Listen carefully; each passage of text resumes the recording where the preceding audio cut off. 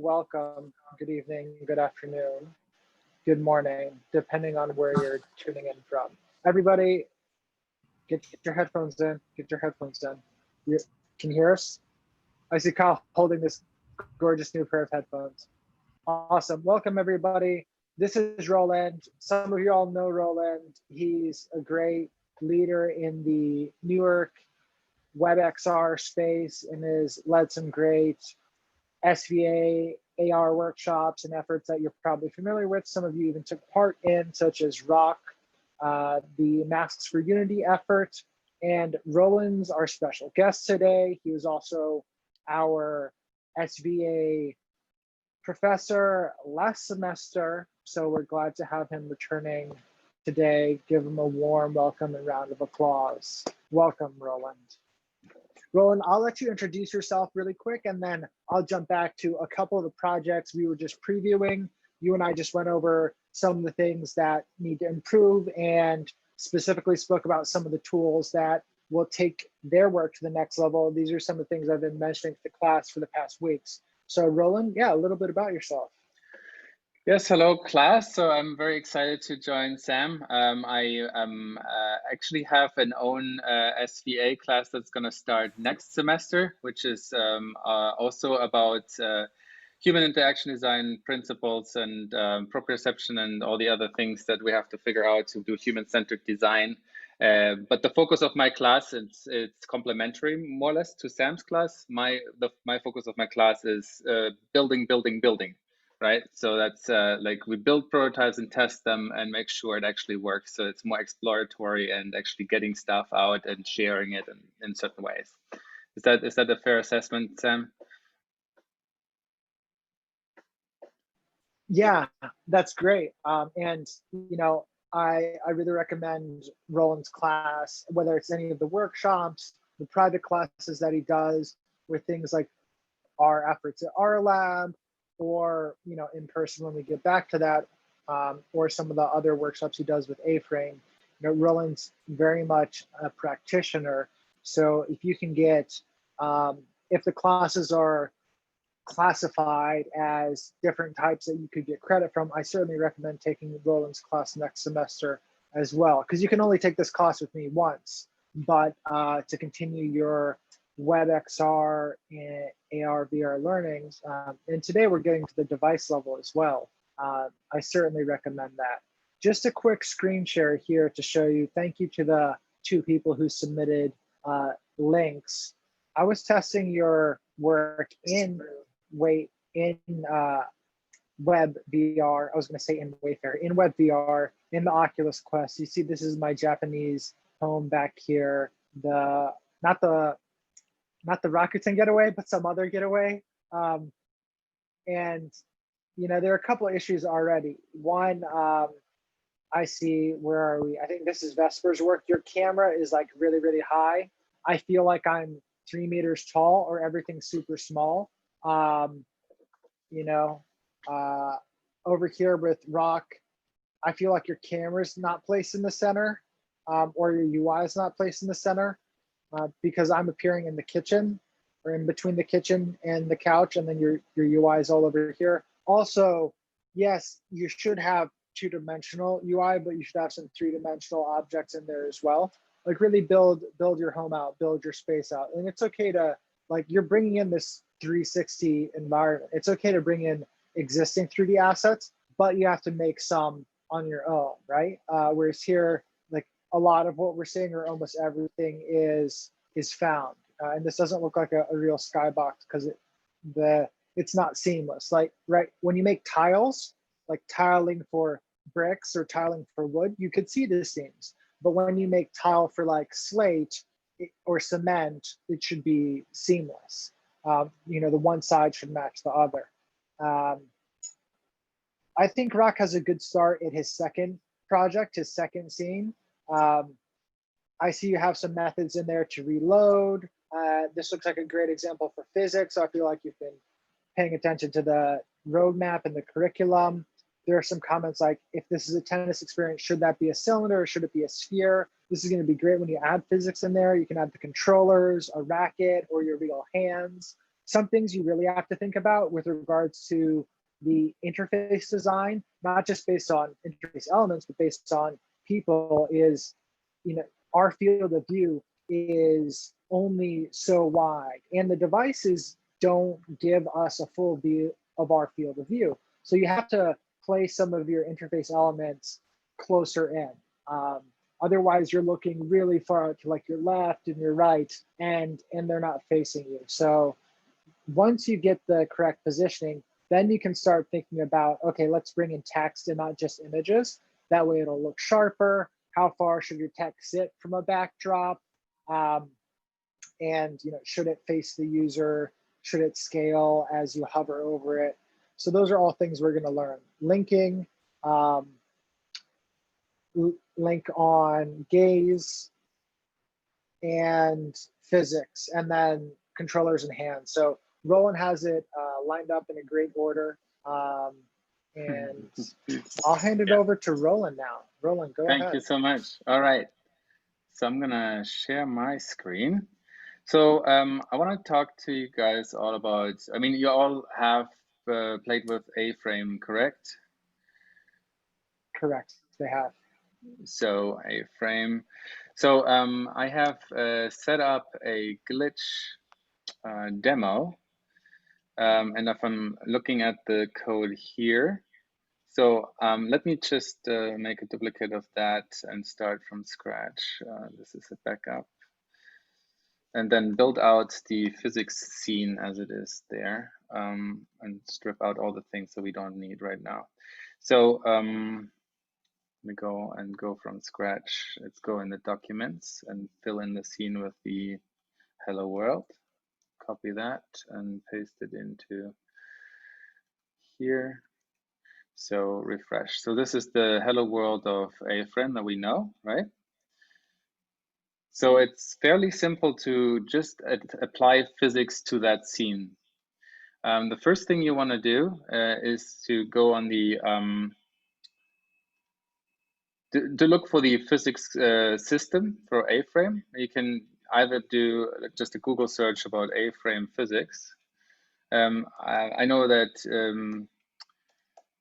Sam has told you about the registry, but I usually just find my things through Google, right? And there's certain kind of physics extras and physics systems, and usually you want to look for them that has the latest date on it, so you know it's been maintained. But I'm going to share these links with you as well, so you can actually just grab my code. And the registry is unfortunately not always up to date, so it's always good to just look and ask. Also, you can ask in the Slack channel of A-Frame. There's a Slack channel. You can always ask people, and it's very active. So if you're looking for a specific component, they're going to give you suggestions. So I'm gonna copy the script for the physics systems in the header of my HTML. And that gives us the chance to add on physics into our scene. Now, there's two things you have to do. On the one hand, you have to create a scene that has physics. So the scene element itself, which renders out this view, that needs a component called physics, and then you want to add details to it. So let's say I want to keep a debug flag on, which shows me objects that are that have physics applied to them. They will have like a grid around it.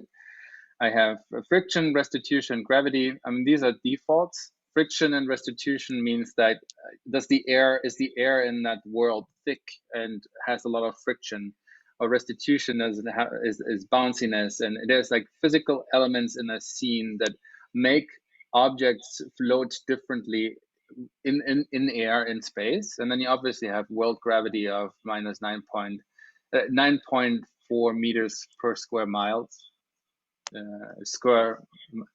Gravity, right? Don't ask me. Anyway, the point is we can simulate Earth gravity, we can simulate Moon, Jupiter, Mars gravity. You can make it a zero gravity experience as well. So you can change the way that things fall and float and react in that on the scene level. And the next thing we want to do is we want to bring in physics to the actual elements in the scene. Now, you have 3 objects here. I'm going to let the plane, the floor, be a static object, which means that it's not going to be moving, a static body. So this static bodies are not movable, and then there's dynamic bodies, the things that you can move around. So you basically imagine you have a box, and in that box everything moves around, but the box is steady and sturdy and doesn't move around, right?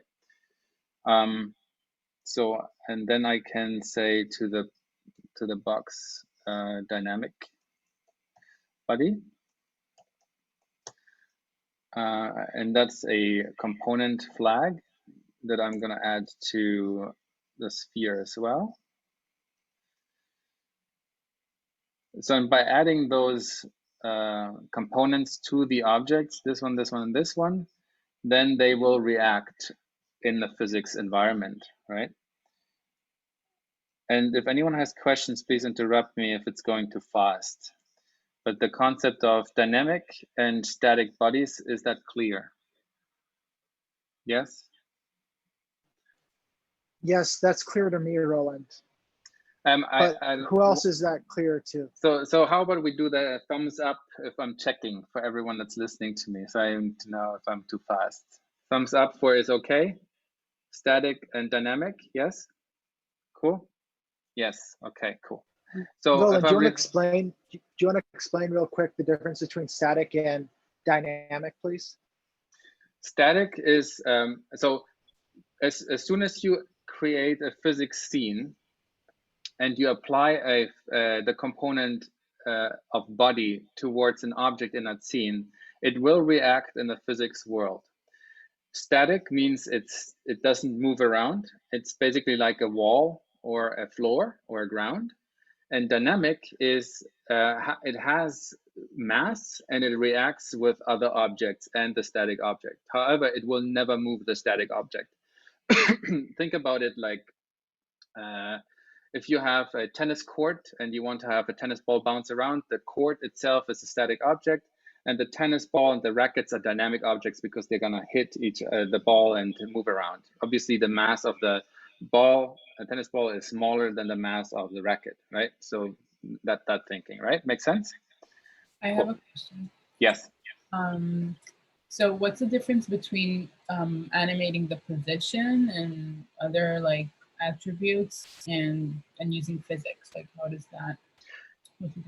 That's a good point. Now the scene here is designed in a way that everything is perfectly like positioned. So there's no kind of gravity impacting because everything is in a resting position. Now, let's say the box here, I'm going to put that on an angle. And then I'm going to lift it up higher than so because the box is 1 in length and the pivot point in the center of the box. So if the height of the box position of the height is 1/2 meter, it means it's perfectly on top of the floor. So now I'm going to lift it up higher. I'm going to do 2 meters taller than the box. So it will fall, right? But also will fall on an angle because it's 45 degrees on the x-axis, right? So that's happening to that box when I refresh. With the sphere, I'm gonna reduce the radius of the sphere, make it a little bit smaller. And then I'm gonna actually drop it also from higher up, from 4 meters to 25. And then the cylinder, I can actually put that also on an angle. Let me see, I'll do rotation. So because then you can see how it like wobbles around when it's on a rotation. So let's do 45, 0, 0. And then let's put that a little bit higher. So now I'm going to refresh. You see how the objects react. Do it. Okay. Makes sense? Boom. All right. But you see the floor didn't move. And this one will fall forever until forever. It's gone. So we can increase the floor size. Maybe that's more exciting to see what actually happens to the object. Yeah. So like this, we'll refresh, boom, boom, boom, and they will react with each other. So if let's say I want to add more of those spheres, I want to have like a bunch of those. Let's say 4 of them, and I'll put them at different heights. So I'll make them smaller. I'll make them 0.5 meter radius. And then I make them drop on top of each other at different heights. So I'll do 4, 4, 3, and 3. So like this. Yeah, so this is how it's gonna look. And then you can see they bounce off each other. Perfect, right? So let's give it a little bit, let's give it a little bit of an angle so it really, it topples over. How about that? Here, and this one is 1, and this one is, okay. So let's do it a little bit more. Okay, gone they are. Where are they now? Oof. Sorry, guys. They're down here. Okay, so, but you guys get the idea. So there's a lot of bounciness on these balls. We can actually change, for fun, we can change the gravity. Say, okay, now we have much less gravity. I think the moon gravity is 1.6. So this is how it's gonna look on the moon. See, projected by its own mass, right? And this one is really slowly falling, boom, boom, boom, right? Makes sense? So you can see here the grid around the objects, right? The grid means it's debug. So you can use that grid because in a sense, you want to make sure that first of all, it's using the physics engine. And second of all, you want to know that the bounding box around the object is respectful to the size of the object, right? If you're loading in a, let's say another object from a library from like Google Blocks, yeah, so let's do Blocks, Google.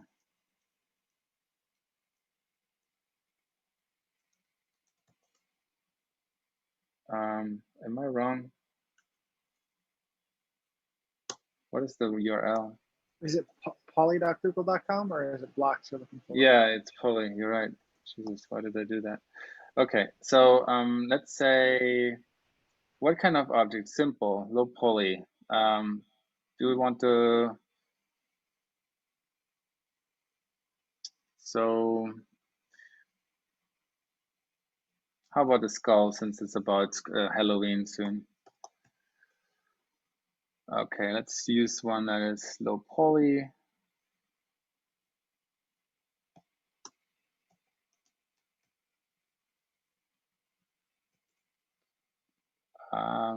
Yeah, that is a nice one. Here we go. So this is an OBJ file, I'm sure. Oh, we actually could get a GLTF file as well. That's cool. So let's get that one. Download. Okay, extracting that thing.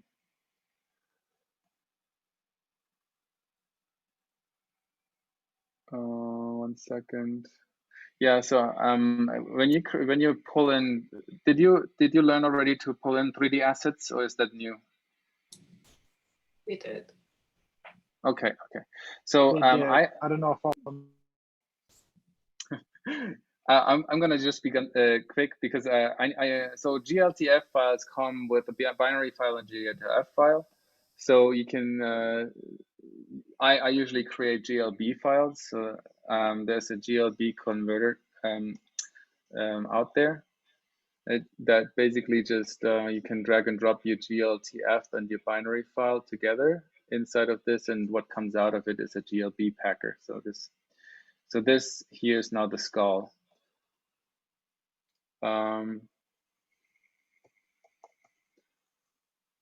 And I'm going to drag that one into my assets.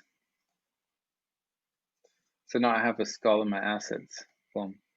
And now I'm going to go in the documentation and look for GLTF model import. and then I'm going to copy and paste that, which is loading the GLTF file in the assets and then referring to that file as an entity in my scene. So underneath the scene, I'm going to paste that. So the assets tag here makes sure that things get loaded prior to the scene being loaded. So that means that if you have a lot of assets, images, audio files, 3D assets, you want to make sure they get loaded prior that the canvas object of the VR scene gets rendered, so that you don't have things popping up wildly. So you want to actually refer to things in the assets folder and then link them into your scene. And I'm sure you already talked about that.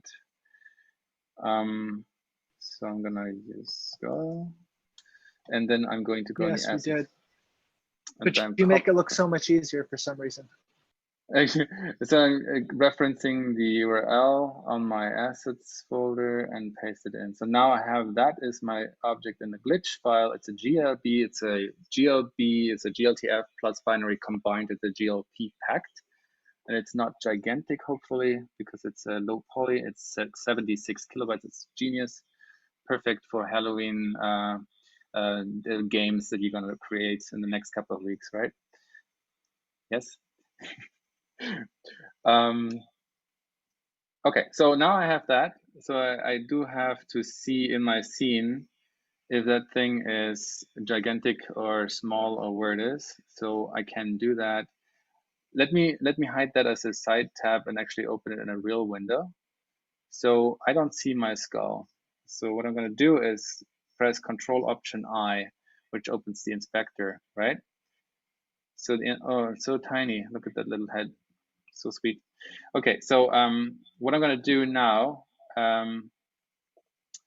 is I'm selecting the skull, and I realize that it has position 0, 0 and rotation and scale, but it's completely not in the center of the scene, right? For some reason, it's like I mean, how many meters away from the floor, right? So it's like 4 meters high. So what you can do for if that happens when an object is not really centered where it's supposed to be, you can wrap that object, no matter which object you're gonna take. You can wrap that into another entity and then place it in the way you want it to be placed. So I'm going to create a empty entity, and then I'm going to put that inside of it. X, paste. So, and I'm going to call that one ID my skull. All right. So with this being the wrapper of that 3D object, now I can actually move that object in relationship to the container and then place it in the center of the container. And then I'm only going to deal with the skull, my skull object, and then scale it up and move it around, because then it will be perfectly positioned.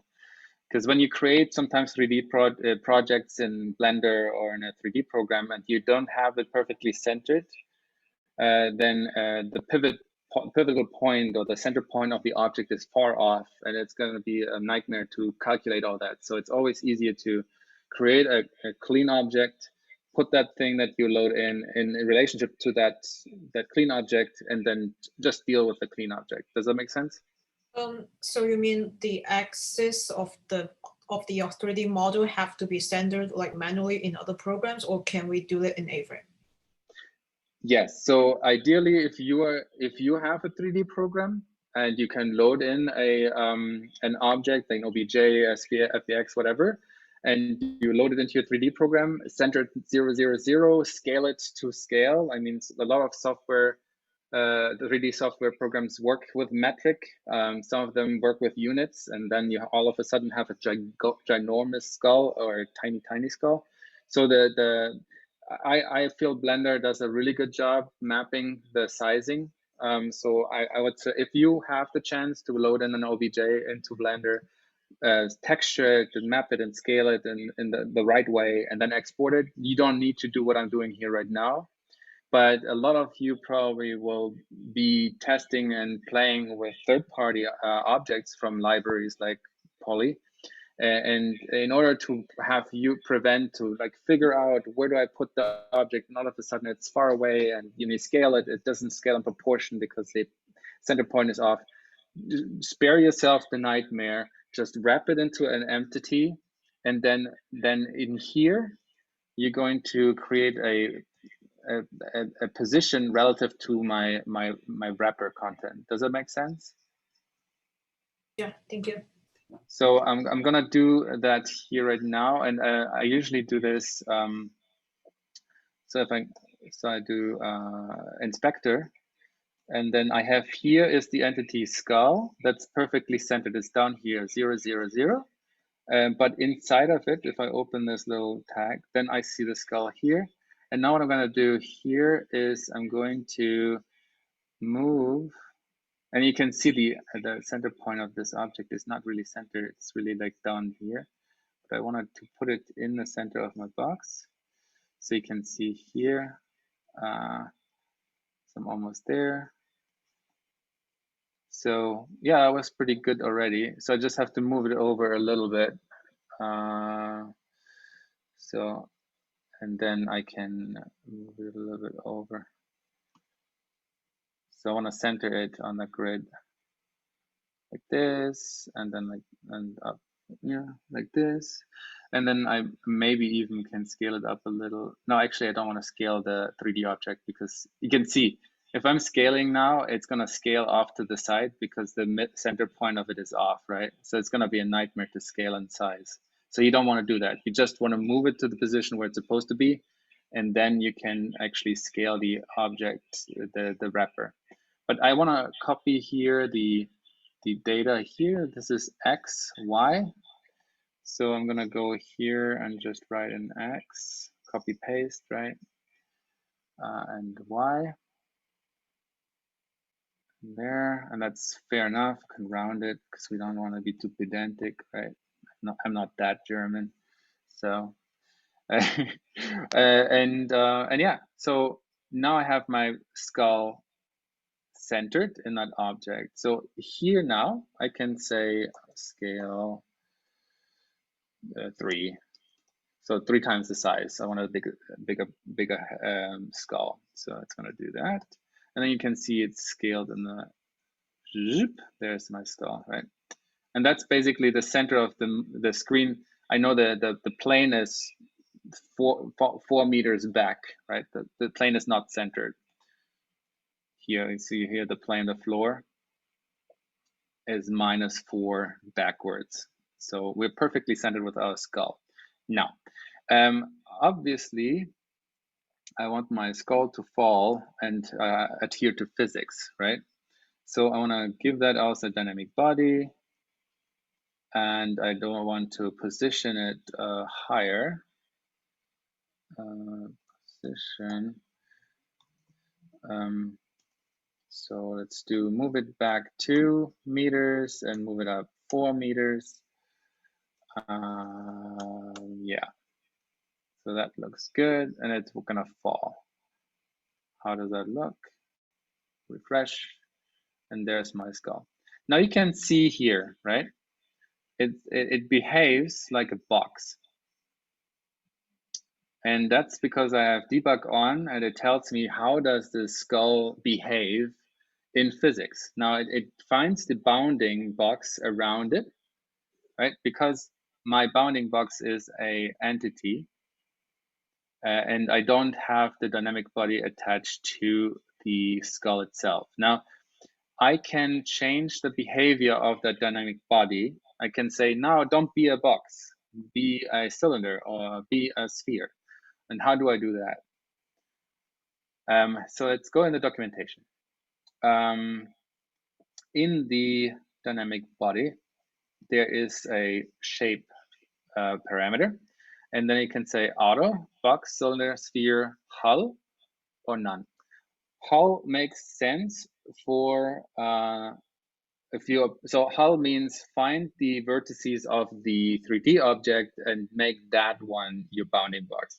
Now you can imagine if you have a high poly object and you say hull, it's like, oh, apply to all these little vectors your physics object, then you're gonna just crash your computer. So just be aware of that. Don't do hull on complex polygons. You can do hull, like wrapping the physics really tightly around the 3D object if you have a low poly model, right? But we're gonna do shape sphere because I want this thing to roll around like it would be a ball, right? It's a head. Dynamic body. So now I'm gonna apply the parameter, boom, and then sphere. And if I'm not totally wrong, yeah, it would be it. And then we would see also, now that we did that, we'd see this not being a box anymore. We would see that as a sphere. Refresh, and then boom, and all of a sudden it bounces around. Yay! Cool, right? Can you do like gravity for each object, or is it only for like a group? No. So gravity wouldn't be an item you would change per object. Gravity is the scene, like you set up the planet. What you would change is the mass of the object, right? So we're gonna go and put in back the Earth gravity, 9.81 and whatever, but that's good for 9.1. So now we can say the skull is made of gold, just like the worst of all. No, actually, it was crystal. The worst of all Indiana Jones movies I've ever seen. So we can say the mass here of the dynamic body could be much, much heavier. So I don't know if it's pounds or kilos, but we can say 20. And then we say, boom. It has bounciness, right? And you see how it reacted with this thing? So they bounce each other. Now, what we can do is we can, let's create a bunch of them. And yeah, I mean, if you want to build out a scene with JavaScript, you can spawn things. You have like 100 skulls falling into like, it's a ball pit full of skulls or something. That'd be funny. But let's do that a little bit smaller, and let's offset that, and let's bring that a little bit higher. Okay, and then we do third one, and let's do, that's good. Let's put that one on the other side. Actually, let's make them less far each other. Okay.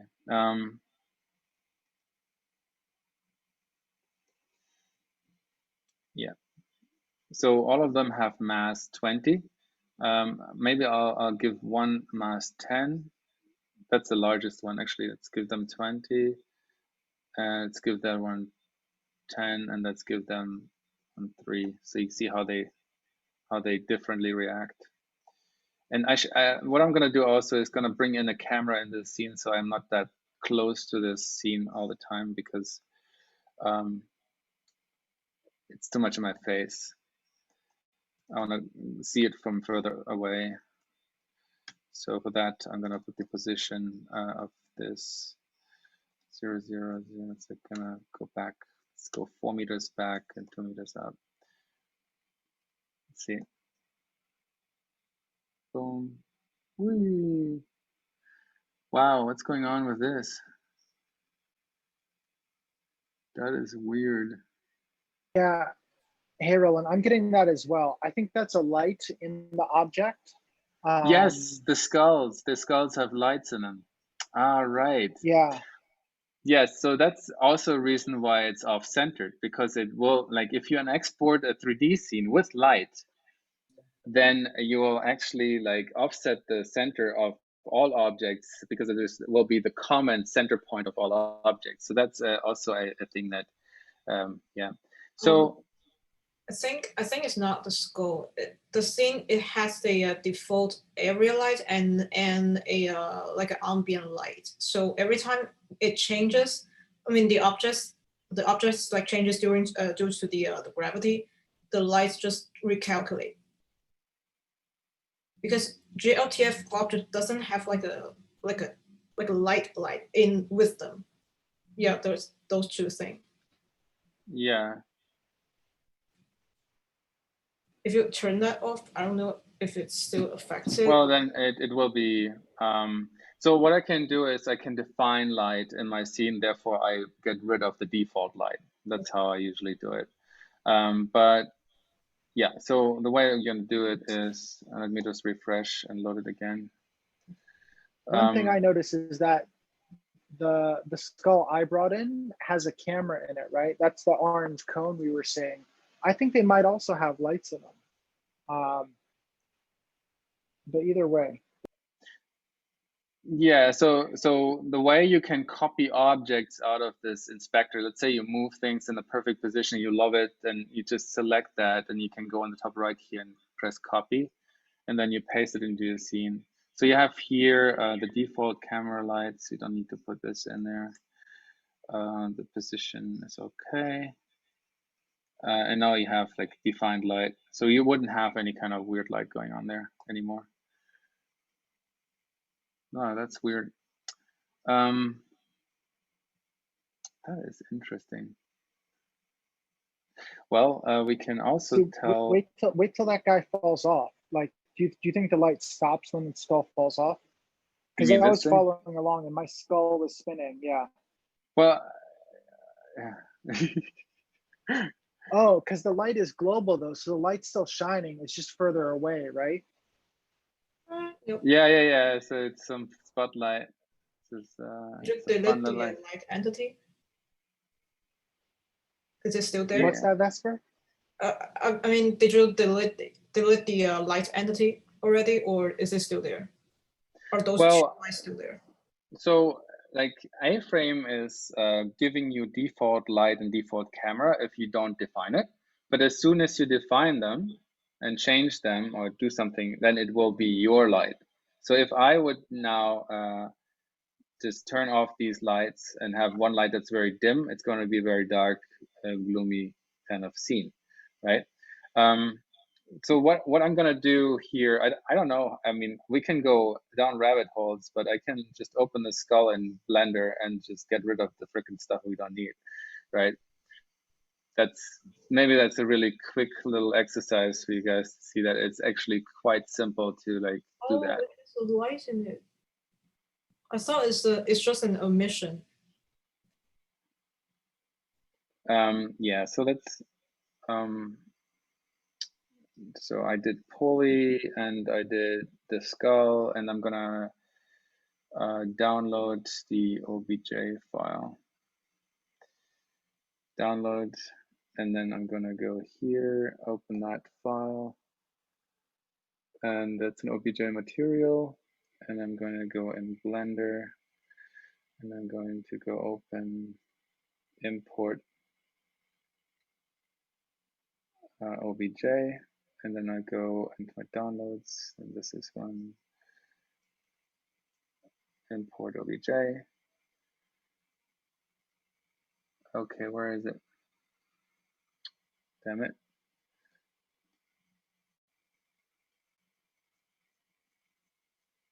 Oh wow, it didn't actually import my OBJ file. Hold on.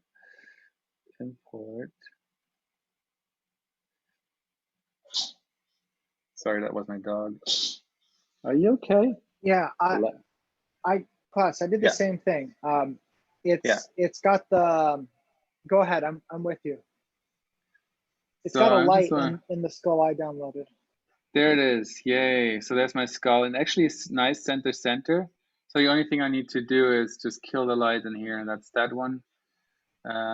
Delete, boom, and we have all the problems solved in the world.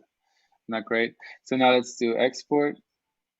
Again, as we can do a GLTF, GLB, we call that new skull. desktop.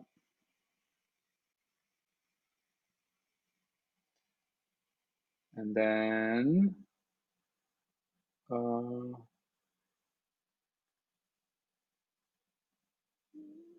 yeah, so that's that. So let's pull in the new skull into my scene.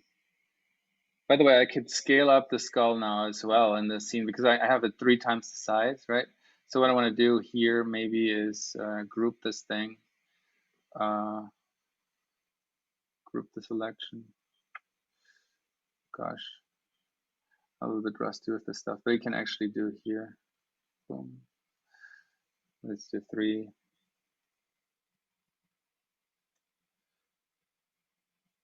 3. 3. Does it do anything? Or you select it all and then do this. Come on. Shift, or which one was it to make it stand?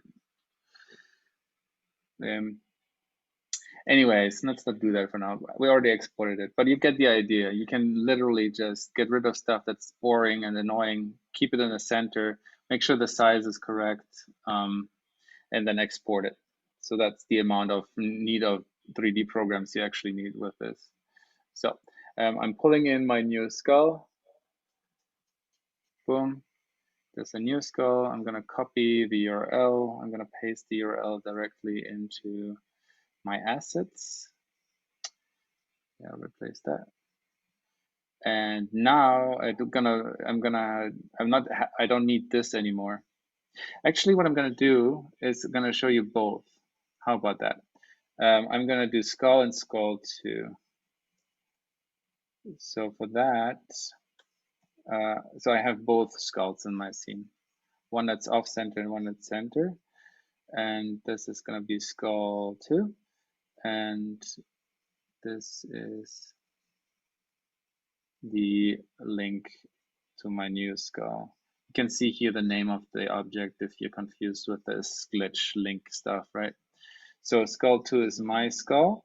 I'm going to use, so I'm gonna delete all these, and I'm going to just move this and say skull 2 here.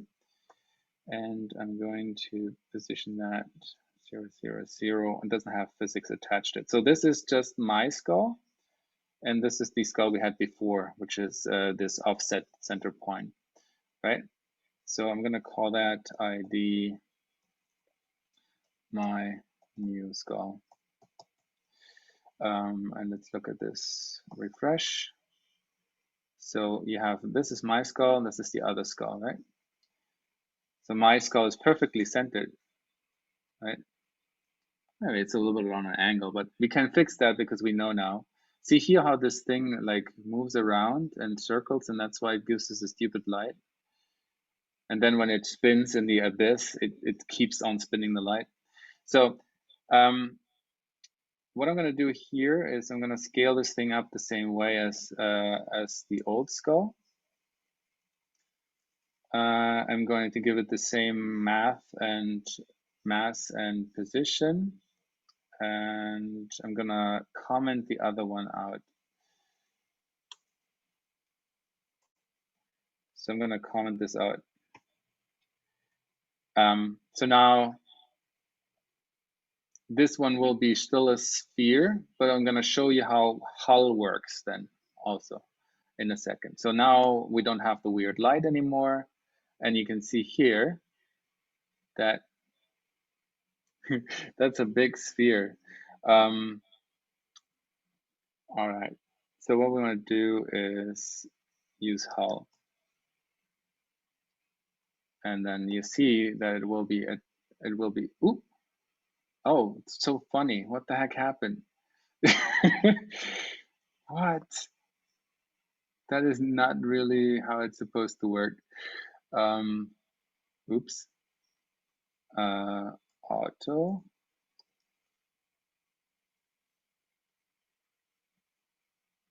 Okay, so auto works well because it's actually finding the bounding box around the 3D object. But hull does not work because for some reason it offsets the freaking vector information of the object. So there's some weird stuff going on there. I always suggest you use a wrapper for 3D objects. It's always easier. So in that case, I would say you don't do that. You just move that thing inside of your, so you scale up the skull the size you want it, and then you move it inside of an entity that you control, like that. It's just, it's less frustrating sometimes. Okay, so we don't need to any kind of offsetting. We don't need to do any scale on that object. We just need to position it where we want it, and then inside of it lives our 3D object, and that's it. So let's see. Boom. All right. So we could offset it a little bit, but it's all right. So maybe we'll make this skull a little bit bigger. Let's make it, we can delete that. We can make that one 3.4, and then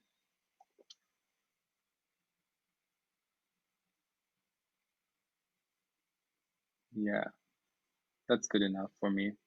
Again, you can maneuver these things individually, but the idea is that you have physics and objects behave with each other. Now, I have an example in here that shows you all different kinds of, you're all on that already, that's good. So the index backup shows you a bunch of versions of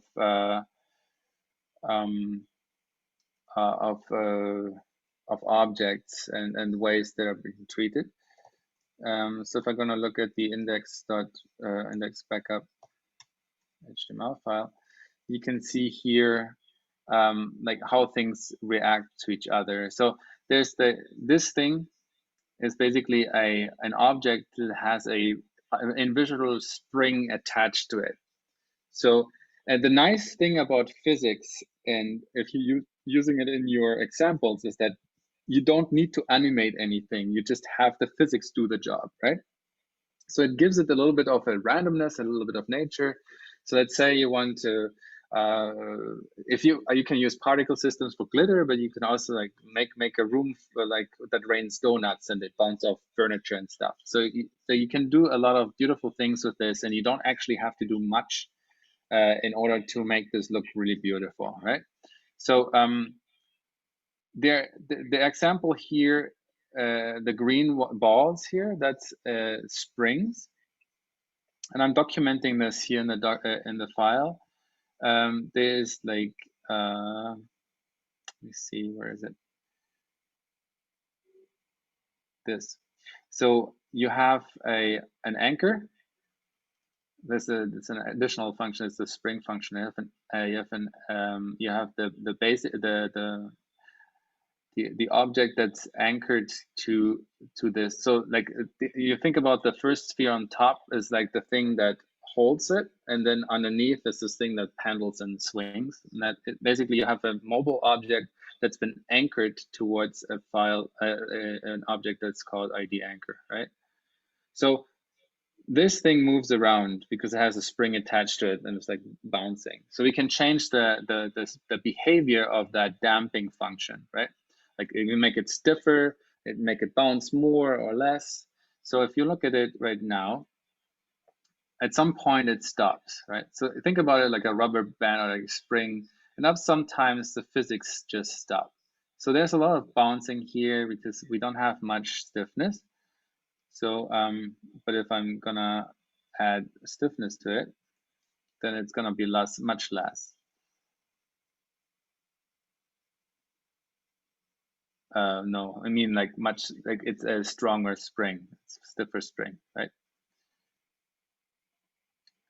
And the damping, so I'm gonna decrease the damping and keep this.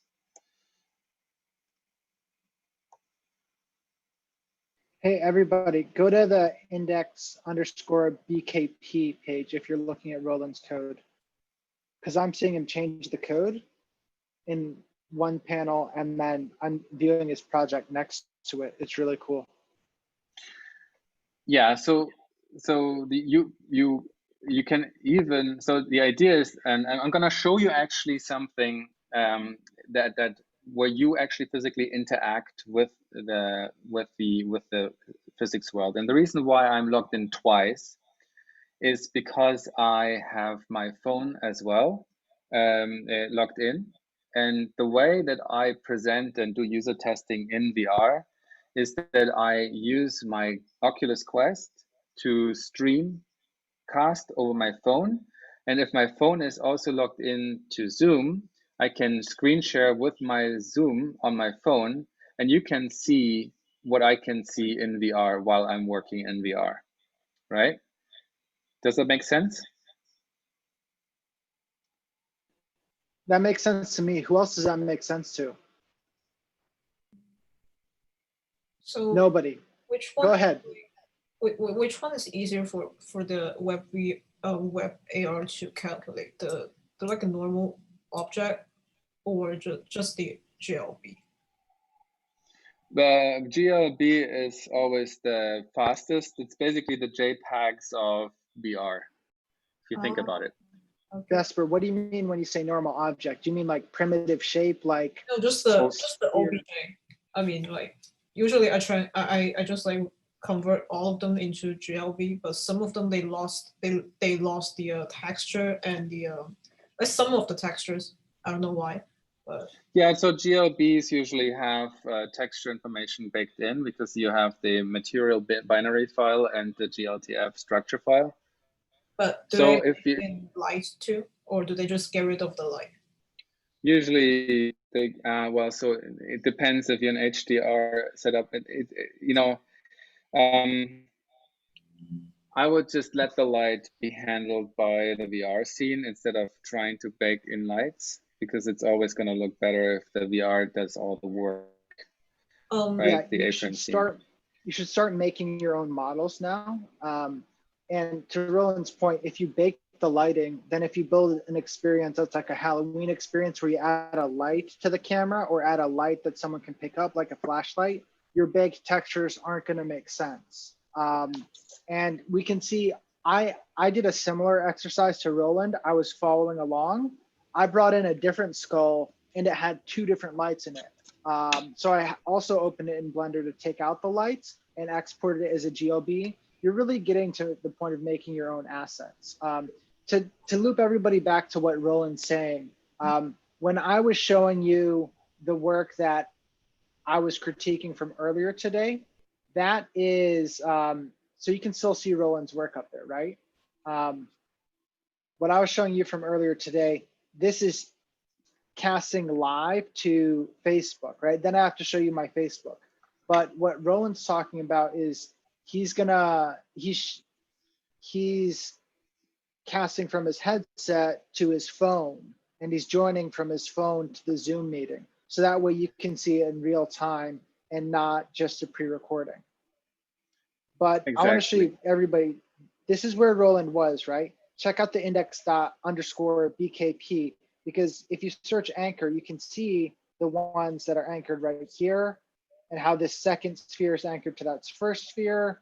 I was coding along to follow along with Roland. I have one skull that I downloaded as a GLB and one that I made as a GLB that I exported. This one's a little bit off, but you can see that I'm keeping pace, and I expect you to keep pace as well, because now's your time to get ahead and do your homework. All right, Roland, back over to you. So now, so I have my Oculus Quest on. What I'm doing now is I'm going on my phone and open the Oculus app. I'm actually, before I'm going to do this, I'm going to screen share on my on my device because I'm logged in as well. And So I'm Roland, gonna, heads up, I think I stopped your desktop screen share. that's fine because I'm now screen sharing from my phone. So I'm gonna say screen share, like broadcast, start broadcast, right? So then now we're gonna see my phone, right? So now that you see my phone, then I can go on Oculus. And then I'm gonna say here on the top right, screencast, and it's gonna pair with my Quest, and I'm going to go on my Quest, and I'm gonna say start, and then I rotate my device, and all of a sudden you can see what I see, right? So I'm using, for this example, I'm using the controllers, right? The website that you can see here is awakeai.glitch.me. All right. And I'm going to refresh this page real quick. I'm using the Oculus browser, right? This one. And I typed in the URL. I actually have them all bookmarked, but so I'm going to go in VR, and then I'm in VR. So now what you see here are my controllers. They're hand controllers. That means I'm using my physical Oculus Quest controllers, and they behave like hands, right? Oops. So built in with this thing is so on my trigger finger, you see like a teleportation. That's part of the button mapping of this controller. But you can see here when I press, I can point my finger or like grab my hand. You see this? Does anyone follow me? To make sure. Yeah. Yeah, we're All following right. you, Roland. Class, chime in. Okay, cool. Yeah, you gotta have to talk because now I don't see you anymore, right? Because I'm blocked into my virtual world. But anyway, so what I wanted to show you, I'm gonna stand up real quick, so that means like my position will change. I can teleport towards this. So this is an anchor lock. Boop, right? So the object is locked to another object. So you have like, you can see, so I can interact with this and move it away, but it locks back up, right? Then I can go to the next one. This one is anchored as cone twist. Please let me know if you can read this, because I'm in VR. I have a different perspective than you guys. We can see it and read it, Roland. So you see how this one actually wobbles like a cone, right? So you can imagine like, oh, bouncing, boxing kind of box or whatever. Here's like another one that is anchored only on the tip of the angle down here. So you can just tip it on. Oops, sorry, go back. Yeah, it's a little bit tricky with the teleportation. I tend to press the trigger button a lot. But you can see here, you can very subtly, like, you can imagine like, oh, it's like a dangling chandelier or something, or you have something, and you can see clearly it's only connected on that little corner here, right? So and I can maybe drag it up a little bit, but it will always snap back. You see that? It really fights me on that. Boom, and it goes back to that little anchor. So this is a point-to-point anchor, right? Next, we're in a saloon. We can open a door. Boom, right? Cool, huh? So this is a hinge connection between this box and this box, right? Open, close, right? And then the last one, that's like a slider, like a ball slider. So boom. So you can move it back and forth. So you're like, but it's basically like my hand box here. That's the physics boundaries of my box. So like I don't really have precision in my hand. You can see the edge of this box is basically interacting with a physics object. And that's basically because we have debug on, and you can see like it interacts, even like I'm not really touching it because it's just a box that touches it, right? So it's not 100% precise, but it's definitely pretty cool because you can actually like interact with objects that have physical properties, right? Make sense? Yeah. Cool. Yes. All right. So since I'm already in VR right now, I'm going to show you another example of actual hand tracking. And that's going to be extra fancy, right? So now I'm going to go back, let's go out of this. Okay, so I'm going to exit this. Whoop. Okay, so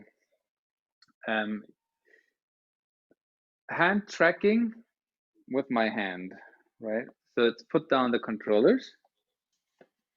And like, let's have my hands up here. Woo, okay.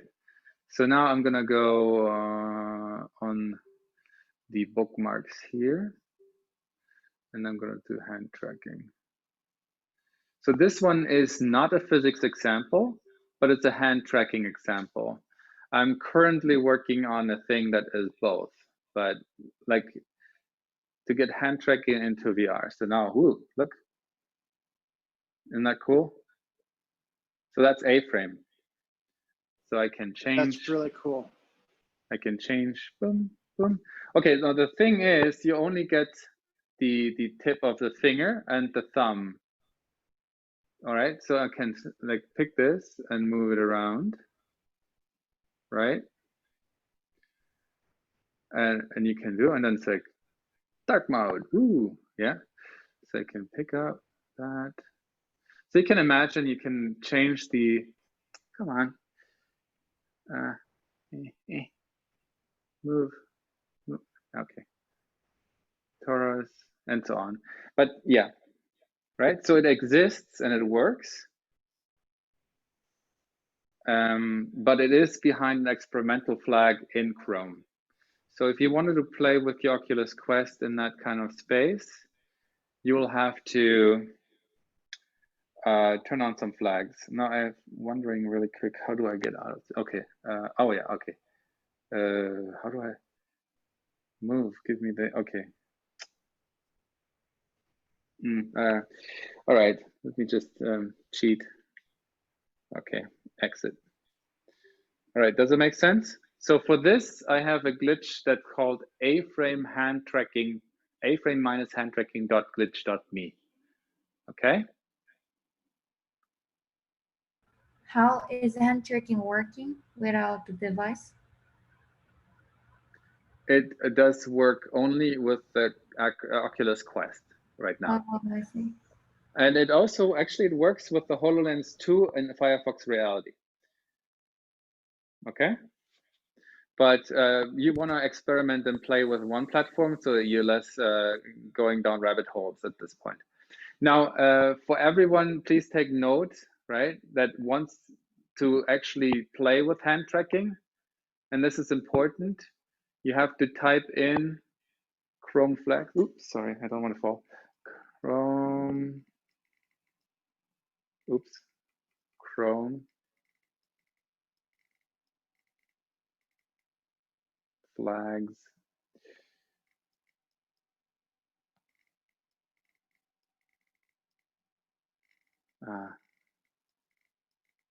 So Chrome flags, go. And in Chrome flags, you have to turn on this WebXR experience with hand tracking and WebXR experience with joint tracking. Both have to be enabled. Usually they're off, right? Default is off. So you have to turn these on if you want to have hand tracking in WebXR. And then you have to restart the browser, which will give you like a, so if I change this, disabled, then it will tell me, here, relaunch, right? You see this? It will not recognize otherwise, okay? Make sense? Hey, Roland, could you just, it's a little pixelated. Could you just read out those two things again? Which ones you toggled on and off? Yes, so the first, wait a second, it's really pixelated. Let's go closer, how about that? Is it better? Yeah. WebXR experiences hand tracking and WebXR experiences with joint tracking. both hands and pointers and enabled, and then you press the relaunch button. And when you do that, and then it relaunches the browser, and then it will then make it possible for you to use your hands in, it's true hand tracking. It's not hand controls, which is different than hand tracking. Hand controls is basically simulating the hand instead of the controller. But you still have a controller in your hand, and you have more buttons and more input at your exposure, because right now hand tracking is just the pointer and the thumb.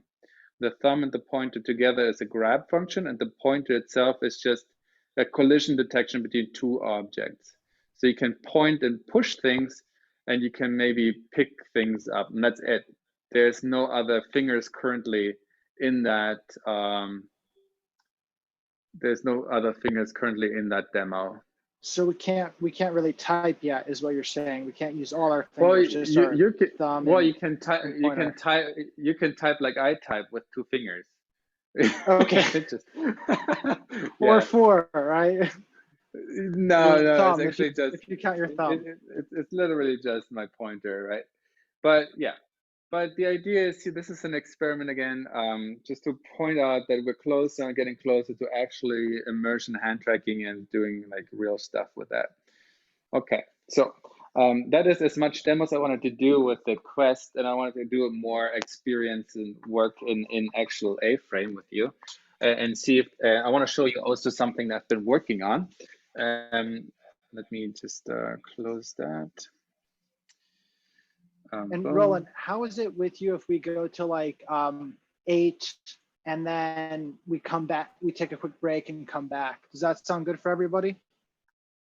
Yeah. I'm open all night, so if you guys want to take a break, please feel free. We can reconvene. Let's take a couple questions first, and then let's take a break at 8, and then come back at like 8:08. Everybody, what do you think? What are your thoughts, questions? One quick tip. I think somebody was asking how the hand tracking works. That's because the Quest devices, they have the infrared cameras that can see the shape of your hands, right? It's like the infrared on the front of the iPhone, but instead it sees your hands. So that's how that works. It's computer vision. They map a bone model on top of your fingers and hands. And that's if you put your hands close together, they disappear because it gets confused with the bone model. You can't overlap your hands because the computer vision is gone. So it's really just this. And I can share a few articles about hand tracking and the knowledge and things, experiments in that space. It's like the one interaction that the camera will never miss is the pointer and the thumb, no matter where your hand position is. The connection between these two is never obscured. You can do this or do this, and you always have pointer and thumb that are exposed to the camera. So that is a very common kind of hand tracking interaction. Now, like calculating your fingers in the dark. So like how my fingers are they overcrossed or are they next to each other? That kind of is hidden from the camera if you think about it like that, right? But because of the shape of the hand, the pointer and the thumb are the most easiest kind of grab. So one of my suggestions with the community is to actually bring in the middle finger as well, because we can actually do this. So it actually kind of works together. So you can measure the proximity between these 2 points and these 2 points, and then you can actually grab a twitch or pinch or whatever. But it's still in the works. There's a lot there. I mean, if you look at the demo from HoloLens from their show, where they had the big buttons they're gonna push, like a big button gives you the feeling you have to push with the whole hand, where there's a small button you can push with a finger. So it's like it's all about the how do you call that? It's called the affordance of the concept of affordance. Like big things need big gestures, small things need small gestures, and that's how you kind of manage. Like if you have your interface relatively large, then you can actually do just this, you know. So it doesn't feel like unprecise. It just feels normal, and then you bypass the shortcomings of the technology at that time, right? Any other questions? So what do you like? So how do you develop for? Do you just develop the objects and the hands interact, or do you have to like really know like, okay, this is a thumb and this is this, and you really have like ideas for you? Yeah, so that's so the community is so awesome because you don't need to build the IK model. You actually, I will show you the code of these experiments, and then you will see how easy it is to actually start with it. So let me show you. So the hand tracking.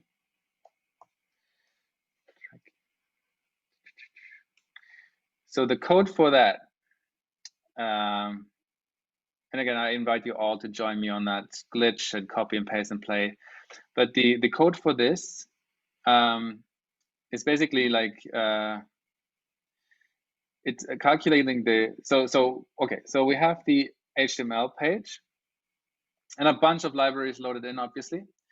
But what this is the component: hand tracking controls hand left, hand tracking controls hand hand right. That's it. Now. This one loads in your hand. Now, what we want to do here is like there's a pinchable component that reads out the oh, okay, now there's like, wait a second. Okay, so there's the pressable component, which is the buttons. It reads out the hand element, which like are your hand controls, and then it does give you the distance between the fingertip, index tip, the distance between that and the button, distance between button and finger, and if that one is close, right? If the distance is less than 0 because you're over it, then you fire a press function. You emit a press start event, right? So it's math. Distance between finger and button 0. Here we go, right? The pinchable, that's the slider. It's a little bit more complicated. There, it's like you have to calculate the pinch distance. So the finger pinching with the distance of the object that you can slide from left to right, which is on the slider, the object, the tracking object. Yeah, I mean, that might be a little bit overkill for some people here. I just wanted to say that this is it's like some people organize code easier, some people organize code a little more complicated. Like you just have to think about the idea that you define certain you have to tell a button that it's clickable or pinchable, and then you have to tell what pinchable is, basically as function, and then you can create that. And I'm sure in the next version it's going to be much easier and much more like they will come out of the box instead of you have to load all these JavaScript libraries, because we have to think about this as being an experimental kind of component that's not yet baked into this. But if you think about the other example that I have, the Awake AI,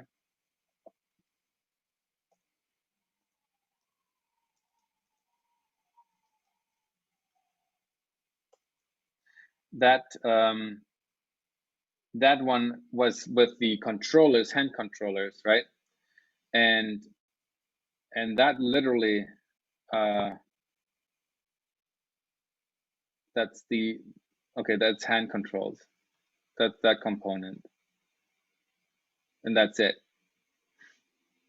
That makes the box around it, and then you have and then you define with a component called let me see, what is it? Actually, there's no, okay, so there's a teleportation component here that, if you remember the button, the trigger button on the device, teleports you and gives you a line. That's basically it. So you want teleportation in your scene, you just add that to your hand control component. Done. It's like out of the box, finished, right? So you don't have to think about it. I mean, you can even change the color of the ray casting and whatever. So all this stuff comes out of the box quite easily. And okay, so important with this example actually is that this example uses a different kind of physics JavaScript library. It's called MO. The original physics library in the driver right now is Canon. Canon.js and MO.js are doing similar things. One is more performant one than the other. I wouldn't go too crazy about it. Just use whatever. So Canon.js, that's the one that's currently running. The people I'm working with, they're replacing Canon and turning it into MO, but just be assured that the syntax, the way how components behave and the wording will not majorly change. It's just maybe small things that have to be adjusted, but if you build out your scene, it's not going to be you have to reprogram everything, because the idea is to like replace a JavaScript library underlying a system and not changing the system. Does that make sense? Yes? Let's have a break. Guys, you're falling asleep. That makes sense to me. I can see here that they just switched its ammo body, ammo shape instead of dynamic body, static body shape. Yes. Roland, this is awesome. So before we break, class, just understand that this experience Awake AI is great, right? Like this is maybe how I want to move around my home. So my home's not just a 360 video. I can teleport to different places of my home. And then say if I enter a game like baseball or tennis, then in that, maybe I have a bat in one of my hands as part of the model, or a racket. And then I have physics against the sphere, against the backdrop, etc. Let's take a quick break. Come back by 8:15. Yeah, please, yeah, go ahead. Another quick example is like, if you think about you're in an underwater scene. We have like plants floating in zero gravity, right? Or almost zero gravity, like hanging down, like, and you want to move them away. It's like you can chain pieces of flat, like water plants, and then you can basically push them aside. That's all physics, and it's really just planes, like PNG files chained along, and they move, and you can do this, and then they tangle away, just like hair underwater, kind of, right? All that is possible. So you can basically create your world with physics, and make that a real experience, and have it less static, right? You can literally like you can throw maybe some kind of object, and then it can move things around it. You know, it's like it has mass and bounces things off other things, and it could be like just a subtle little thing, and it's like you're in a rainforest and you have like leaves that you want to push aside that bounce back and stuff, right? Think about it like that. I love how you say, think about making your own world, Roland, because that's exactly what they're supposed to do for homework. All right, I'll be back in 2. Everybody back by 8:15.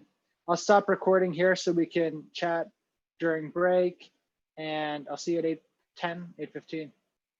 I'll hang around. Thank you, Roland. I'm here. All right, yeah. I'll